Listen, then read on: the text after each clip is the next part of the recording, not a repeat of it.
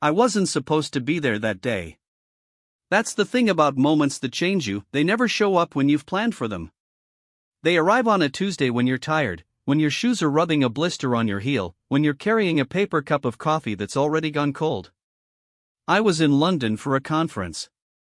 Something to do with education policy. 3 days of sitting in padded chairs listening to people read from slides. By the second morning, I needed air. I needed to feel like a human being again. So I did what any person does when they're stuck in London and, slightly desperate, I walked toward the palace. Not because I expected anything. Not because I'm the kind of person who waits for royals. I'm not, genuinely. I grew up reading about them the way you read about furniture in a magazine, interesting to look at, doesn't really belong in your life. But, I walked. And, that walk changed something in me that I still haven't fully explained to myself. It was mid-October. One of those London mornings that can't quite decide what it wants to be. The sky was this strange pale gray, not stormy, not clear, just suspended. Like the city was holding its breath. The leaves on the mall were turning, half of them still clinging to the trees, the other half scattered across the pavement in wet, golden clumps. There were tourists, of course. There are always tourists. A school group from somewhere European. I could hear a teacher trying to keep 30 12-year-olds in a rough formation, speaking in French, already losing. A couple in matching anoraks taking photographs of everything, absolutely everything, including a lamppost. An older man in a flat cap standing perfectly still, just looking at the gates, as though he'd come to pay his respects to something. I stood near the Victoria Memorial, just off to one side, sipping my cold coffee and watching the guard change begin in the distance. The ceremony had started a few minutes earlier. The rhythm of it, the boots, the commands, the extraordinary stillness of those young men in their red tunics, was oddly calming. Even from where I stood, even through the low hum of tourist noise, there was something almost meditative about it. That's when someone near me said, not to me, just out loud, the way people say things when they can't contain them. Oh, they're here. I turned. And, the world, in its quiet way, shifted. A vehicle had come through one of the side entrances. Low-key. No fanfare. No outriders screaming past. Just a dark car moving slowly, the kind of arrival that wasn't designed to be noticed, which, of course, made everyone notice it immediately. Someone beside me had a camera with a long lens. She was already raising it. The school group teacher had stopped trying to manage her students. Even the flat-cap man had uncrossed his arms. The car stopped. A door opened. And Prince William stepped out onto the wet October pavement. He wasn't in uniform that day. No medals, no formal dress. Just a dark coat, dark trousers, his collar slightly turned up against the cold. He looked, and, I know this sounds like the kind of thing people say, he looked like someone's father on a school run. Normal. Unhurried. He glanced up briefly at the sky, the way you do when you're checking the weather, and, then, he turned back to the car and held out his hand. Catherine took it. She was in a deep burgundy coat. Simple, elegant, but not showy. Her hair was loose, moving slightly in the wind. She stepped out carefully. There was a small puddle right there on the pavement and, William had clearly already seen it, because his hand guided her around it without either of them saying a word. It was the most ordinary thing. A man noticing a puddle. A woman accepting a steady hand. I don't know why it made my throat tighten. Maybe because it was so unrehearsed. So automatic. The kind of thing you only do when you've done it 1,000 times before. When looking out for someone has become as natural as breathing. They weren't scheduled to be there publicly. I found that out later. This wasn't a walkabout, wasn't a formal visit. They were on their way somewhere inside, some private engagement or meeting, the details don't matter. What mattered was that for about 4 minutes, they were simply there, on the pavement, visible. A small crowd had begun to gather. Not a mob, London crowds are too self-conscious for that, but a gentle clustering. People drifting closer the way iron filings move toward a magnet, almost without deciding to. The school group had entirely abandoned any pretense of order. 20-something French teenagers had materialized at the railing, phones up, some of them giggling, some of them genuinely stunned into silence. William noticed them first. He said something to Catherine I was too far away to hear, and she followed his gaze toward the kids. And then, she smiled. Not the official smile. Not the one that appears in photographs at gala dinners. This was smaller. Warmer. The smile of someone who has been caught doing something nice and isn't embarrassed by it. They walked toward the railing. I remember the exact moment it happened because the French teacher, this tired-looking woman with a scarf and a clipboard, made a sound. Just a small sound. A short, sharp intake of breath. And then, her hand went to her mouth. Because William and Catherine were walking over to her students. Voluntarily. Without being asked. What happened next lasted maybe 3 minutes. Not long. But, I have replayed those 3 minutes more times than I can count. William crouched slightly, he's tall, and the kids were pressed against the lower part of the railing, and he started talking to them. Actually talking. Not waving and moving on. Not the royal nod and smile and continue. He asked them something. One of the boys answered in halting English, clearly delighted and terrified in equal measure. William laughed. A real laugh, head back slightly, entirely unguarded. Catherine, meanwhile, had found herself face to face with a little girl. She must have been about 9 or 10, clearly part of the group but standing slightly apart from the others, the way shy children often do, close enough to watch but not quite brave enough to push forward. She had a small paper flag in her hand. One of those thin Union Jacks on a stick that tourist stalls sell for £2. Catherine saw her. She walked over. She didn't beckon the girl or wait for her to approach. She just went to her. Quietly. As if there was no crowd, no cameras, no protocol. Just a woman and a child. She knelt down. Right there on the wet pavement, in her burgundy coat, she knelt down to the little girl's level. I heard someone near me say, very quietly, "Oh my God." I felt it too. That catch in the chest that happens when you witness something you weren't prepared for. Something too human for the context it appeared in. The little girl's name, I learned afterward from someone in the school group, was Elise. She was from a small town outside Lyon. She had, apparently, told her parents before the trip that seeing the princess was the one thing she most wanted in the whole world. Her parents, being the kind of parents who smile and nod at the things their children want, had smiled and nodded. They didn't tell her it was unlikely. Why would you? And here was the princess. On the pavement. At her level. Catherine said something to her, gently, leaning in slightly. Elise looked frozen for a moment. Her little hand tightened on the paper flag. And then, in a movement so small and so enormous at the same time, she held it out. An offering. The £2 flag from the tourist stall. Catherine took it with both hands. Not with one hand and a polite thank you. With both hands, the way you accept something precious. She looked at it. She said something else to the girl. Elise nodded, once, very seriously. And then, Catherine smiled, that real, warm, entirely unposed smile, and she tucked the little flag carefully into her hand. She kept it. Elise's teacher later told a journalist she'd never seen the child stand so still in her life. She was like a statue, the teacher said. A very happy statue. The whole thing could have ended there. For minutes, a few photographs, a story people share at dinner. But it didn't end there. Because of what happened with the guard. I need to back up just a little. While all of this was happening with the children, while William was making a teenage boy laugh and Catherine was kneeling in the rain for a girl from Lyon, there was a guard standing nearby.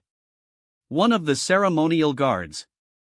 Red tunic, bearskin hat, the full uniform. He was at his post, which was close to where this little gathering had formed. Now, anyone who knows anything about the changing of the guard knows that those men do not move. They do not react.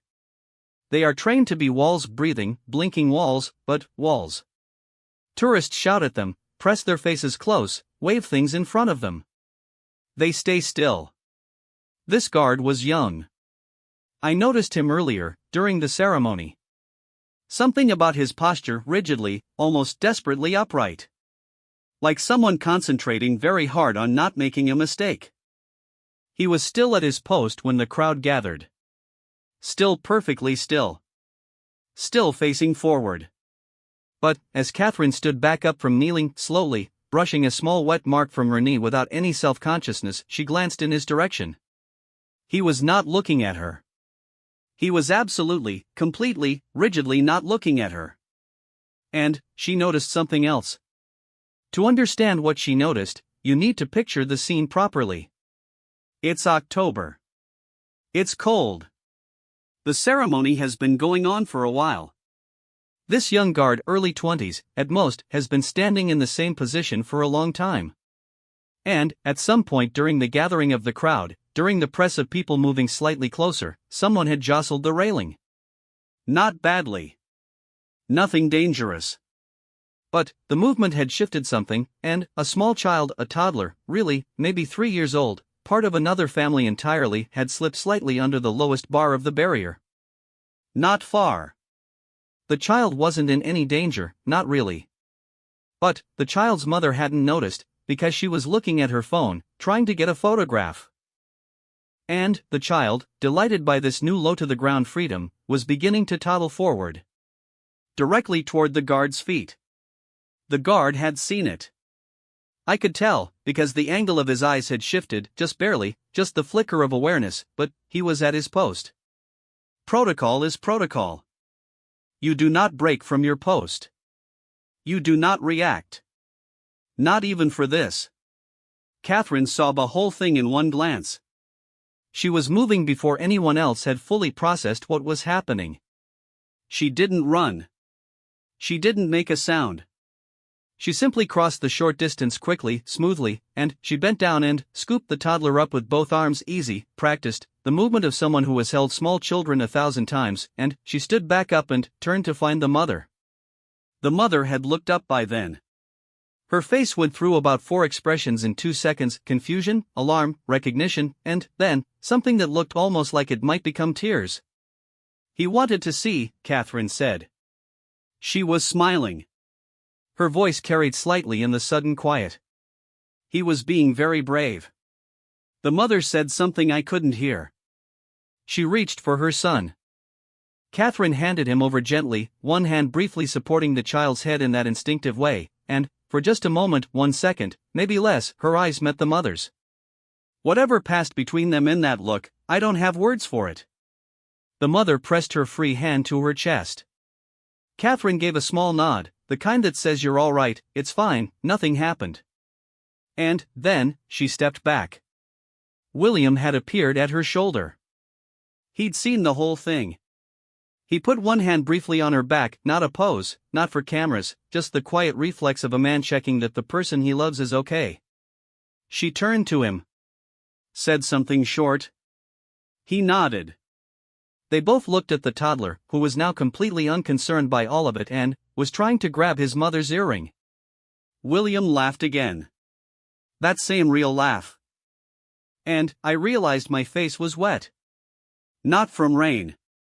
I stood there for a moment after they had gone inside, after the car had moved and the small crowd had naturally dissolved back into the general flow of tourists and pigeons and October morning.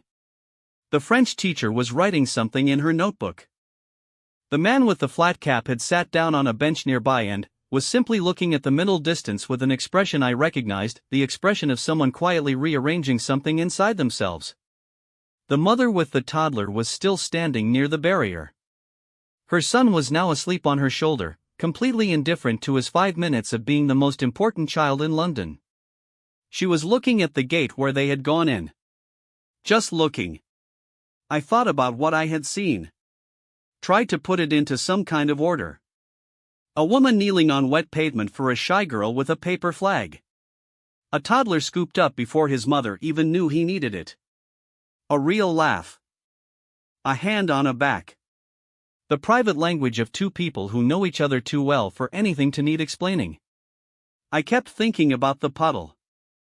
the puddle at the beginning. How William had steered her around it without a word, without breaking stride, without making it a gesture, just doing it, because he'd noticed, because noticing had become automatic. That's the thing about gentleness when it's real. It doesn't announce itself. It doesn't wait for an audience. It just does the thing. Moves around the puddle. Kneels on the cold ground. Picks up the child. Keeps the paper flag. It was the most ordinary set of things I have ever seen change the atmosphere of an entire place. There's a photograph. You may have seen it.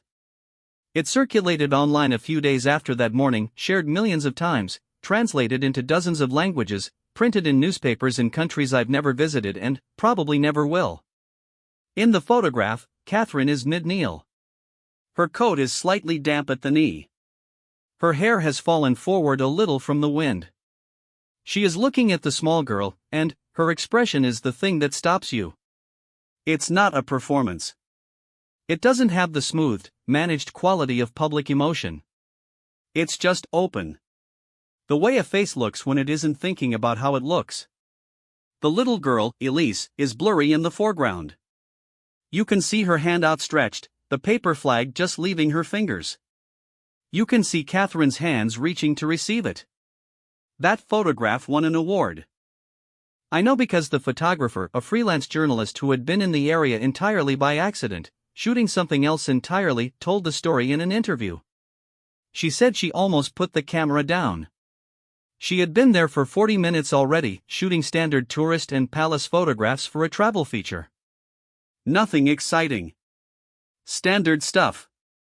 When the car arrived, she thought nothing of it. Royal movements were common enough to have lost their novelty. She was preparing to pack up. Then, she saw Catherine kneel. My hands just moved, she said. I didn't decide to take the picture. My hands were already doing it. She got 6 frames in the time it lasted. 3 were out of focus.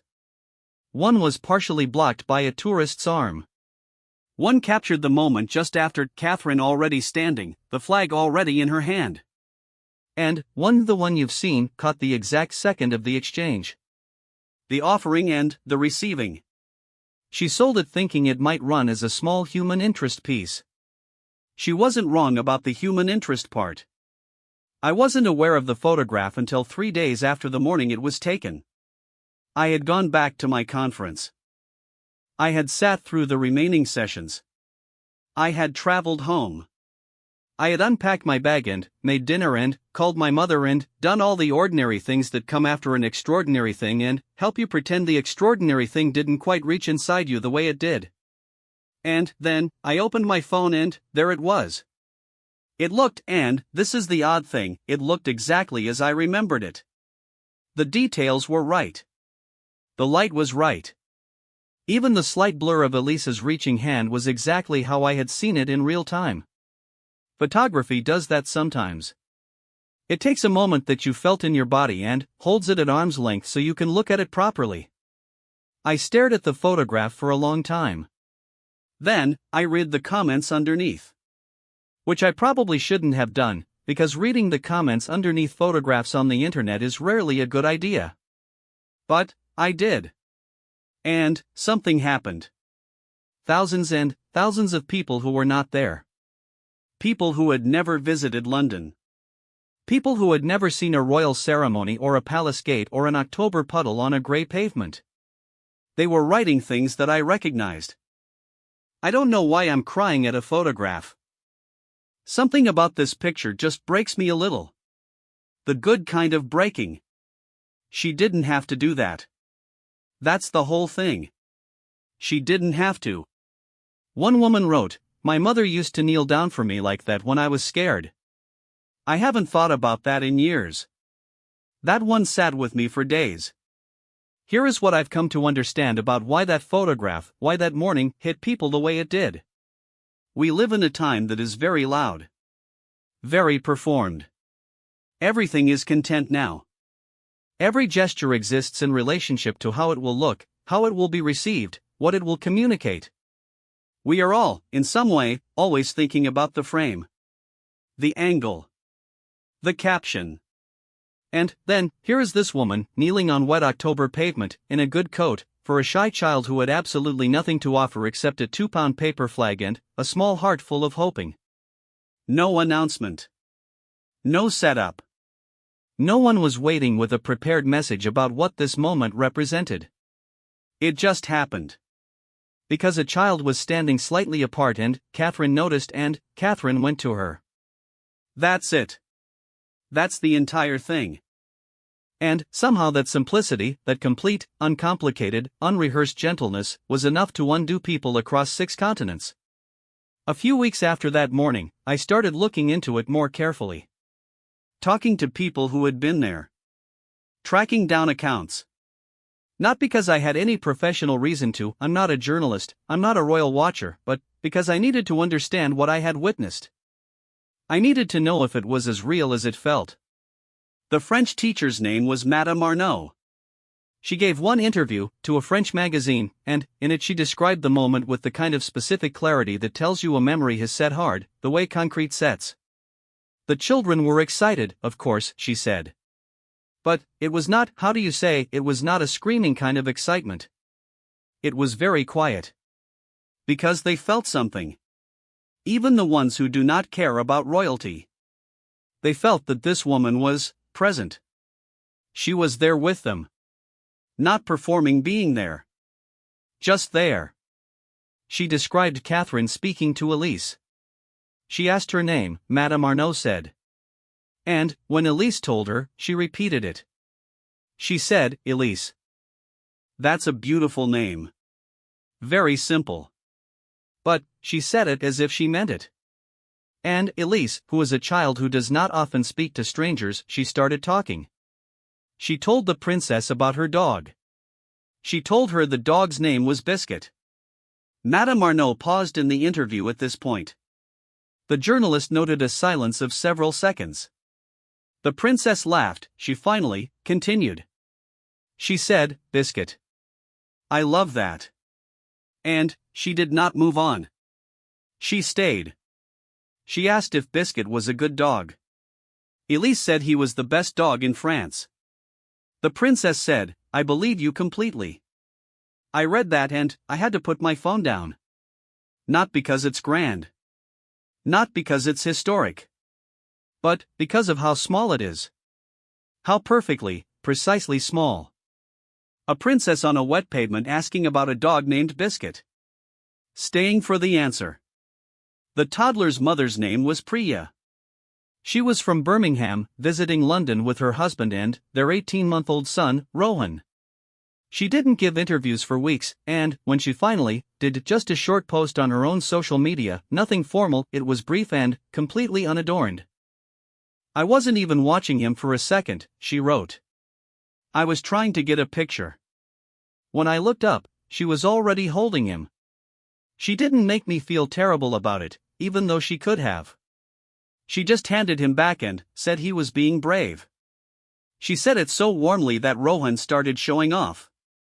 He waved at her. She waved back. She continued, what I keep thinking about is how she looked at me. Not with judgment. Not with that diplomatic blankness that powerful people do. She just looked at me like a human being looks at another human being who's had a small fright. Like someone who's been there. Like someone who knows what it is to lose sight of a little one for a moment and feel your heart stop.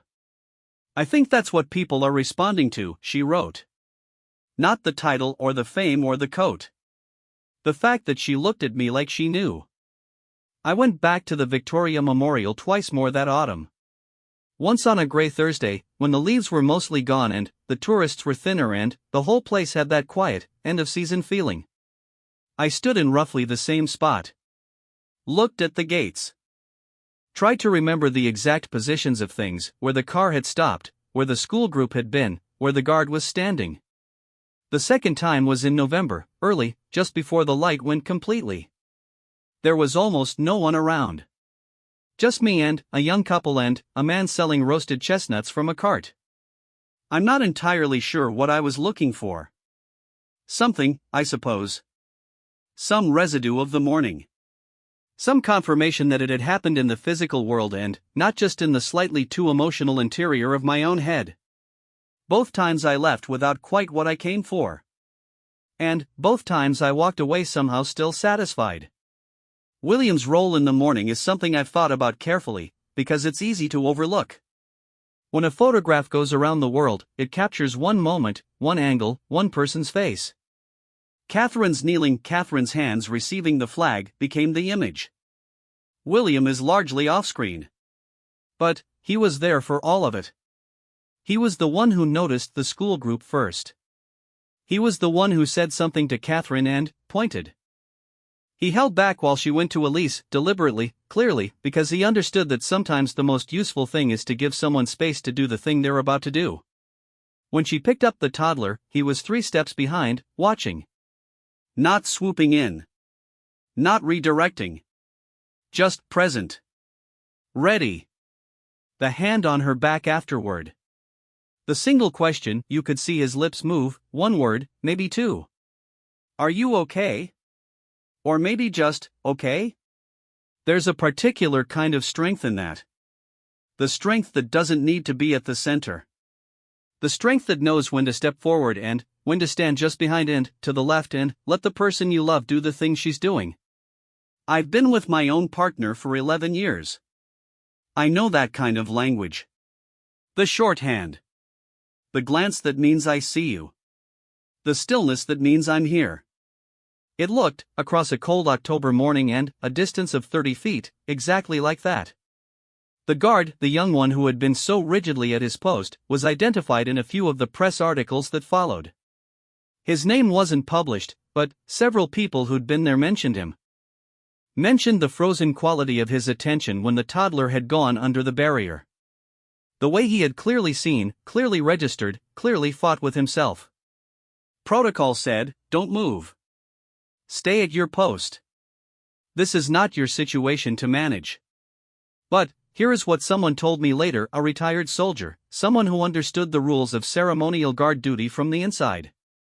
He said, that young man did everything right. He assessed. He saw the child wasn't in immediate danger. He noted that others were closer and better positioned to respond. And he held his post. That is not coldness. That takes more control than breaking and running. He trusted that someone else would act. And someone did.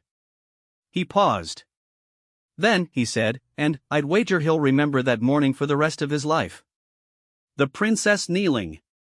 The child safe. The fact that the thing was handled by grace rather than alarm. I think he's right. I think we all will. The photograph of Catherine and Elise was eventually printed and sent to Elise's family by the photographer. She did it privately, no fanfare, just sent it through the school with a note that said it was a gift. Elise's parents framed it. It hangs in the hallway of their house in a small town outside Lyon, next to a photograph of their wedding and one of Elise's a newborn and one of Biscuit, the best dog in France, looking extremely confident about that claim.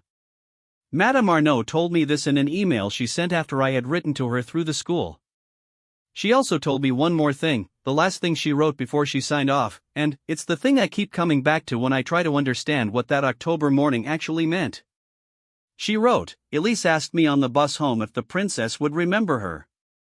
I thought carefully about what to say. Then, I said, I think she will remember the dog's name. Elise thought about this. Then, she smiled. She seemed satisfied. My mother called me about 3 weeks after that morning. Not about the photograph, she hadn't seen it yet.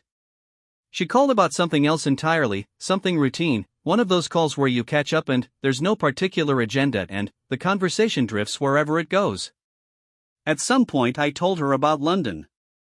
About the conference, the cold coffee, the walk, the palace.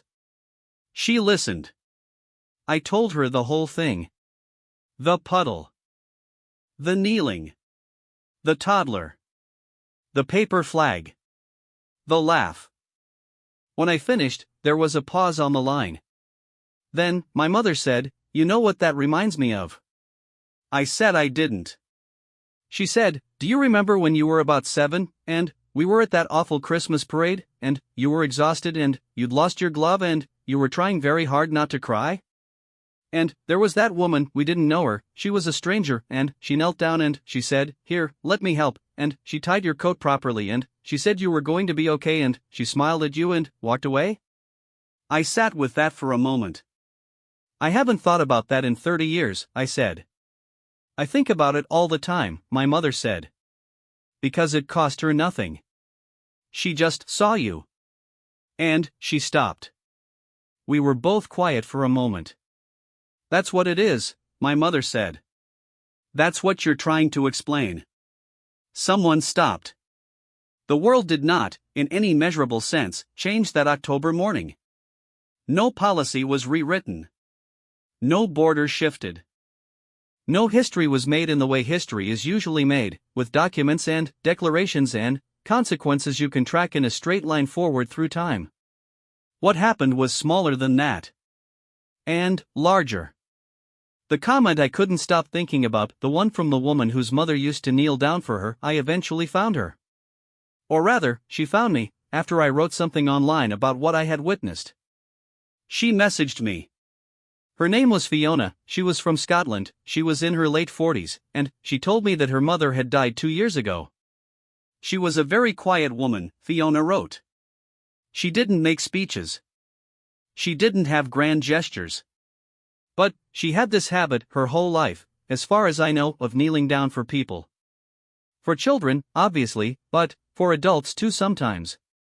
If someone was upset or sitting or small, she'd just go to their level. It was so natural for her that we never really noticed it until it was gone. She said that when she saw the photograph, she didn't immediately think of her mother. She felt her mother before she thought of her. A physical thing, in the chest. "I just started crying," she said. "In the middle of my kitchen. Proper crying. My husband came in and asked what was wrong, and I couldn't explain it. I just showed him the picture. He looked at it for a long time. Then, he said, 'Oh.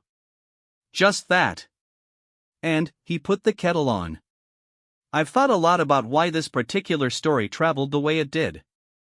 Why an unscheduled 4-minute stop on a cold October morning in London became something people were watching and sharing and quietly weeping over in kitchens and offices, from Tokyo to Toronto to a small town in the Cape. It's not about royalty. Not really. The title, the palace, the ceremonial guard in his bearskin hat, those are context, not cause.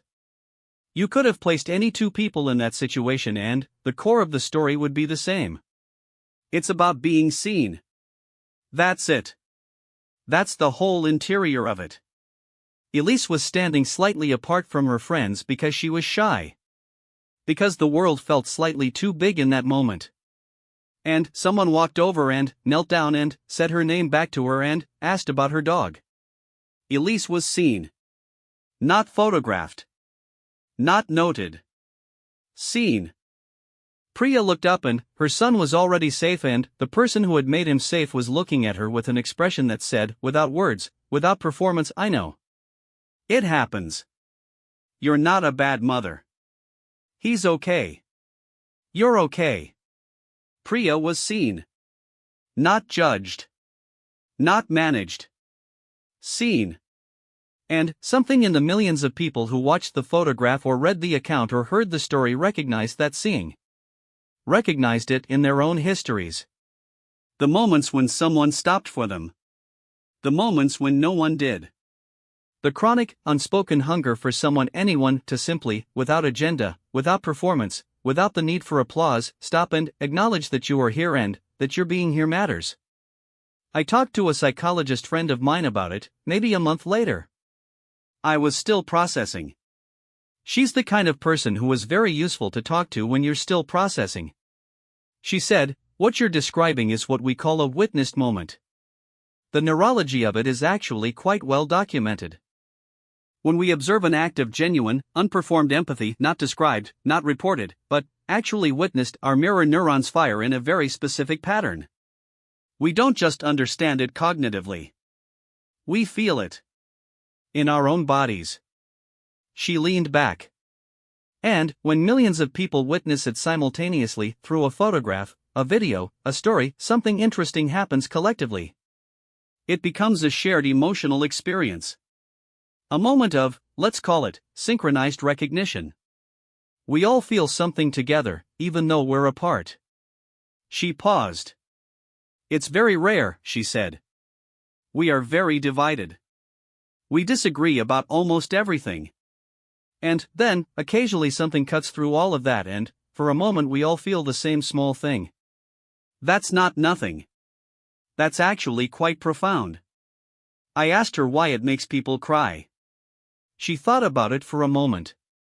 Because, she said carefully, we are all, at some level, always hoping that someone will see us. And, when we watch someone else being seen, genuinely seen, it touches the part of us that has been waiting. Sometimes for years. Sometimes without knowing it. She smiled. The crying is the recognition, she said. It's the body saying, yes. That's what I needed. That's what we're all always needing. The paper flag is still in Catherine's possession. A palace spokesperson confirmed this quietly, to one journalist, weeks after the mourning. It wasn't announced. It wasn't made into a story. Just, yes, she kept it. Someone asked why. The spokesperson reportedly said, simply, she wanted to. 2 words. No expansion. No explanation. Just that. She wanted to. There is a kind of power that knows it doesn't need to be loudly exercised to be real. A kind of presence that doesn't announce itself. A kind of love for people, not any specific person, but people in general, strangers, children from Lyon, mothers from Birmingham, young guards doing their very best to hold still, that doesn't wait for the appropriate moment or the scheduled occasion. It just acts. When it sees the thing that needs doing. When it notices the puddle. When it spots the child standing slightly apart. I've tried to be more like that since October. I'm not sure how well I'm succeeding. I'm not someone who finds it natural to cross the room for strangers. I'm more of a polite nod and continue person by instinct. But, I think about the kneeling. I think about the flag received with 2 hands. I think about the laugh that was real. And, sometimes, on the good days, I catch myself stopping. Just stopping. And, going to the thing. It doesn't take much. That's the other part of the lesson. It takes almost nothing. A minute, maybe 2. 30 seconds and some attention. The willingness to let someone know that you see them. It's so small, what was asked. And, so large, what it gave. I'd been to London twice since October. Both times I walked down the mall. Both times I stopped at the Victoria Memorial.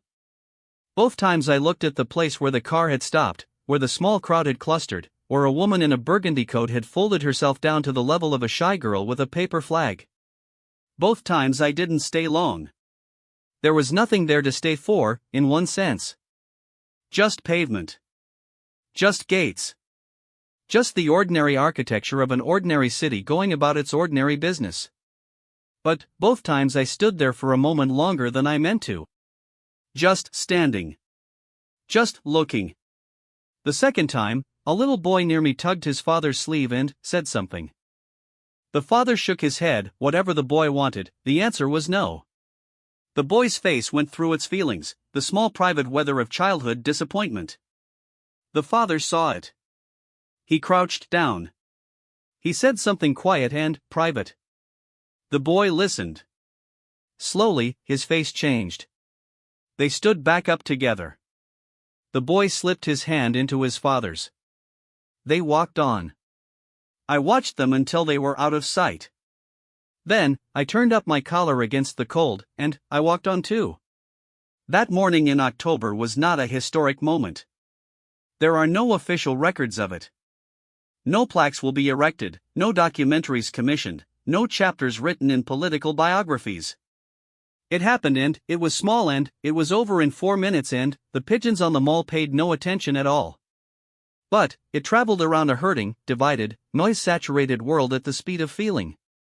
It made people cry in their kitchens and, on their commutes and, in the quiet of 2 a.m. when you're awake and everything feels very heavy and, very uncertain. It made a retired soldier in Birmingham think about grace. It made a teacher in Lyon tell a little girl that the princess might remember her dog's name. It made a woman in Scotland feel her mother in her chest, sudden and warm, 2 years after the funeral. It made me stand on a cold pavement in October and let tears run down my face, for reasons I couldn't fully articulate then, and can only partially articulate now. And it was all, at its foundation, just this: two people who moved through the world with their eyes open. Who noticed things? Who stopped? Who received a paper flag with both hands? We talk a lot about what changes the world. We think about it in terms of scaled movements, revolutions, technologies, declarations. The seismic. The massive. The undeniably large. But, I wonder sometimes if we've got the scale wrong. If the things that actually change people actually reach inside them and shift something quiet and fundamental are almost always very small. A kneeling. A receiving. A laugh that nobody planned. A hand held out around a puddle on a cold October morning, by someone who noticed it was there. The last thing Madame Arnaud said to me, in that email from Lyon, was this. She said that on the day they returned home from London, Elise's parents asked her what her favorite part of the trip had been. The Eiffel Tower? The ferry? The palace ceremony? Elise thought about it. She was quiet for a while. Her parents waited. Then, she said, when she said my name. Just that. When she said my name. Her parents told Madame Arnaud this story later, almost shyly, like it was something private and breakable. And Madame Arnaud told me. And now I'm telling you. Because some things deserve to keep moving. Some things deserve to keep being passed from one person to another, quietly, carefully, the way you pass something delicate across a table to someone you trust. When she said my name. That's the whole story. That's all of it.